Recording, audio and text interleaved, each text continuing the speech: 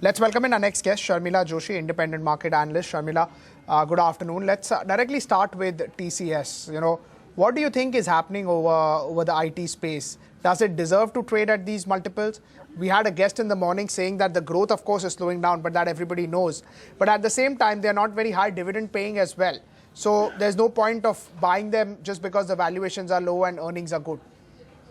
I think I would tend to agree with the first part of the argument that it is not something that we don't know, because I think that anybody who listened to the management in the last quarter would have gotten the feeling that I would say not just TCS but none of the managements sounded terribly sanguine, and the numbers also weren't really there. So very honestly, I think that if you get an announcement like this at this point in time, it just means that nothing has really changed, and it's probably going to take a couple of quarters. And I mean, when you look at the world scenario, and any IT company which is sort of largely export based will be going through, I think, similar kind of uncertainties. Plus, I think, the business model is also changing. So it's a lot of things. But I don't think that one would buy an IT stock really for dividend. So I like TCS at this price. I think the valuations are now looking attractive. I think it's a matter of time before you really, you may have to settle for a new norm in terms of growth, which is probably little lower than what we have been used to. So as in 14-15% YOY may not be the new norm. Yes. So, that is something that we'll have to wait and see and take a call going ahead. But I think that now valuations are beginning to look good, because at the end of the day, the quality of earnings, the quality of balance sheet, those will continue, I think, once sort of rational thought returns, continue to demand some kind of a premium. So obviously, I think the premium will get shaped from what we were used to earlier. But I think, to my mind now, the valuations are looking fairly decent. And what would be a top priority list in terms of buy? I think definitely TCS, followed maybe by an Infosys, and then maybe a Tech Mahindra or an HCL Tech. So again, sticking with the large cap space. Yes, I think this concern is also largely a large cap kind of a concern. I think that, if you were to drill down and look at some of the mid cap numbers, then, there you will find a lot of more differentiation and variation depending on what kind of geography that they cater to, or what kind of business is their mainstay. So, there have been a lot of stocks which I've liked and continue to like, where results look fairly decent, like a Zensar or a Persistent System or a Tata Elxsi.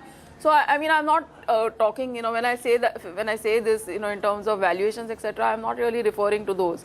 I'm, strictly referring to the top 4 or 5 IT companies. Right. ONGC numbers were pretty good. However, the stock is muted. It's just up 0.78%. Any view on that name? Market has just forgotten this large cap name. Oh yeah, and I think with good reason, because I think at the end of the day, for ONGC, it's going to be a question of really speaking, if the subsidy issue completely goes and you sort of see oil prices improve the way they have been over these last 3-4 months, then I think there will be a stronger case to buy it. But very honestly, I would still expect crude to once more go to that 40 kind of level, and then we'll have to take it from there. So for me, ONGC still is sort of on a neutral list. I think in terms of valuation, it looks fairly decent. And again, I think, that subsidy issue at least seems to be out of the way. So that's a positive. But I think, at 240, 250, if I had it, I'd keep it, but I wouldn't really add more. Right. BHEL, any view? Would you be a buyer? Is there a turnaround story? There could be, I think that there is a bigger possibility and a bigger chance of that upside in BHEL to my mind than an ONGC. Perhaps you might have to wait for a couple of quarters to actually see that turnaround or whatever getting reflected in numbers. But I think that would be something that we can probably sort of bet on more than really, as I'm saying, between the two, I would choose a BHEL. Right, but BHEL at 156 is not particularly cheap. I mean, of course, the EPS expectations are, muted, or they've not been making money for a long while now. That's why maybe the numbers are looking expensive. But at 156, would you be a buyer, or just after the 15-20% move that we saw yesterday, just wait for a couple of days? If you see selling, just latch onto it?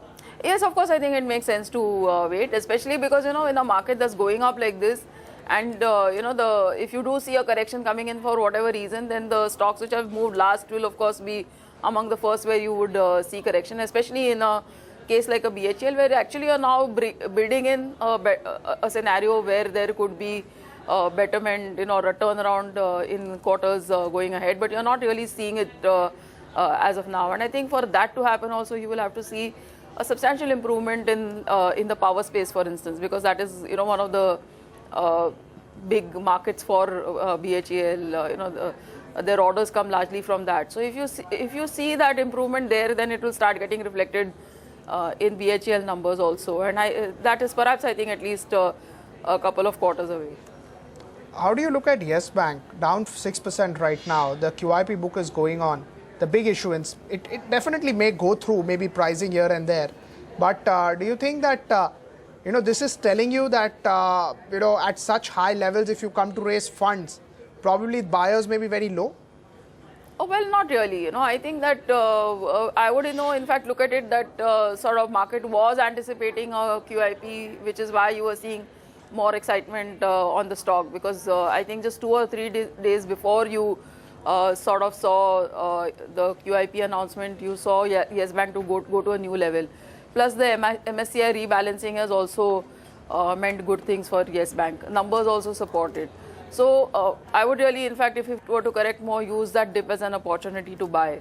And I don't think that they'll really have too much of an issue with closing their QIP. I'm sure, from what I hear, it should not have too much of an issue in closing the QIP. Right. As far as something like a Yes Bank is concerned, with the way the QIP is announced, it's going on for a couple of days. How does it tell you that the price is below the price band of 1350, the lower end that they have? I really haven't heard anything on this, very honestly. And I think the pricing was done pretty much as per the SEBI sort of formula. Yes, I think you could argue, what you were saying earlier, that the stock had run up substantially before the issue, so you got that sort of cushion to build in a higher price. But really speaking, I haven't heard too much about what price the QIP is getting done at. Right. Any view on IRB infrastructure up 10% today? Well, I think, we were just talking of BHEL, and I think if within the capital good infra sort of related play, if you were going to see a turnaround first, I think it would be in companies like an IRB infra.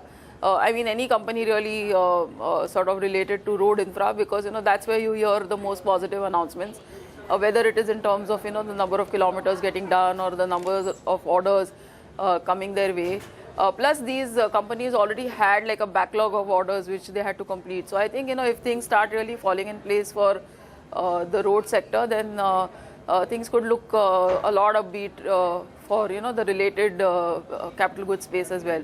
So I think whether it's an IRB, whether it's a Sadbhav Engineering, I think, these could be some of the companies that you could look at. NCC, NBCC, those are the companies which you hear with the good orders. These companies have not been performing of late. That's why versus market, their valuation is looking decent or better. Yeah, I think that exactly. That it's sort of a function of that market is looking in a space where it wants to look for new for stories that could do better going ahead, and this sort of fits the bill. Right. How would you look at the new arbitration norms that have come in? Some of these companies where there are debt issues could get solved quite materially. Yes, I think that is sort of added cheer to say an HCC, but you need to, of course, get little more. Since that news, I think the stock has rallied. So what I'm trying to say is that now you need a little more clarity to sort of come in before you see another round of buying. But yes, I think that news has added cheer to that space. Right. As far as the entire activity on, say some of the mid caps is concerned, how would you look at the tire pack? Tire pack has done very well, whether it's a CEAT or a Apollo. How would you look at these names? So there, I think, whether, you heard that in terms of rubber pricing, that perhaps market was a little too positive, sort of jumped the gun a bit over there. So I think for me, the key thing will be, one is, of course, the valuations. The valuations definitely look attractive, and given the fact that auto as a sector is the one sector where you're really seeing good numbers, hopefully you will see good demand. But I think a lot will depend on really this whole anti-dumping sort of stance that the government will hopefully take with Chinese tires, because this is a sector that has really been under pressure because of cheaper Chinese tires. And if they get some kind of protection from that, then I think definitely there will be even more of a reason to buy these stocks, because I think the big reason why you saw that correction in these stocks was because they were beginning to feel that threat from Chinese import. So if they were to get that protection, similar to what we saw with a lot of the sort of metal play, then I think you could see that relief rally that we are seeing just now extend even further. Right. Sharmila, just request you to stay on. Nifty is up 32 points, Sensex 117. It will be the first closing in a while, about 29,000 odd level, 0.4% higher. Aurobindo Pharma 3% higher, 810. NTPC down about 1%. Tata Motors DVR down about 0.5%. Wipro is down 1.5, 474, and BPCL is down about 0.5%. Ambuja Cement 0.5% higher, 275. Kotak Mahindra Bank 1.7% higher, 818. HUL did well, up 2%, 951. Bharti Infratel up 1.8%, 355. That's the closing bell, and the markets have shut for the day. 32 points on a provisional basis. That number can change, but I don't think there will be a material change over there. M&M absolutely flat. That's the top gainer. Sun Pharma 3.68% higher, looking in extremely strong today. After days, we've actually seen a spark into the entire pharma space. Aurobindo Pharma 3.5% higher, 809, 810. Bajaj Auto did well. Some of the other auto majors, whether it was Hero, whether it was Maruti, all of these names have done particularly well. Tata Steel 3% higher, 402 for Tata Steel. Grasim is up 2.8%, 4,780. Lupin is up about 2.4 odd percent. So again, another pharma name. Cipla did well. So it was largely pharma and auto. So if I look at the top 10 names, in terms of auto, Hero, Eicher, Maruti, as well as Bajaj. 4 names in the auto pack. As far as the pharma names are concerned, Sun Pharma, Aurobindo, Lupin, as well as Cipla. So 4 names in that. So 8 names among the top 10 names are from pharma as well as the auto pack. HUL did well. Bharti Infratel did well. Kotak Bank also did particularly well. In terms of losers, Yes Bank was the top loser, 1,323. 5.5% decline for Yes Bank.